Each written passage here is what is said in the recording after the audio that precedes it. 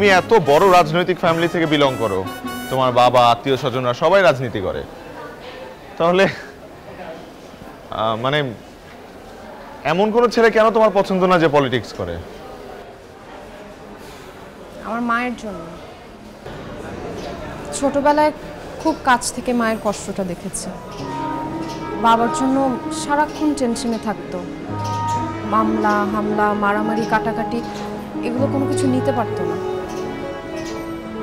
আমার মা যে লাইফ লিড করেছে আমি ওই লাইফটা চাই না। আর তাছাড়া তুমি তো ভালো স্টুডেন্ট, তুমি গ্র্যাজুয়েশন শেষ করে ভালো একটা জব করবা অথবা ব্যবসা করবা, এতে আমি খুশি। হ্যাঁ, আমি তো এগুলা ধারে কাছেও নাই। চলো, that's why I like you. আমি একটা সিদ্ধান্ত নিছি। মানে পোলাপানের ট্যুরে যাবে? আমি এই পদটা ছাইড়া দিব।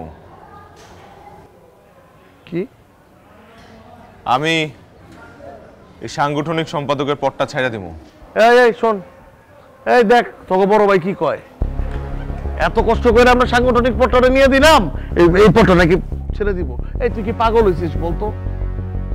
এই পদটার জন্য কতগুলো ক্যান্ডিডেট ছিল, সবাই বিট করে তুই ফাইনালি এই পদটা পাইছিস। এখন তুই কোথাও এই পদ তুই রাখবি না? তুমি একজন পপুলার লিডার, তুমি যখন যাও রাস্তা দিয়ে তখন সবাই বলে শুভ ভাই আসছে, রাজপথ কাঁপছে। এটা কোন ধরনের কথা? তুই পাগল হয়ে গেছিস তুই? কত মারে? পাগল হয়ে নাই, আমি যে সিদ্ধান্ত নিছি এটাই ফাইনাল। আমার আনিলারে লাগবো। আমি আমার ভালোবাসারে স্যাক্রিফাইস কইরা আমি কিচ্ছু করতে পারবো না।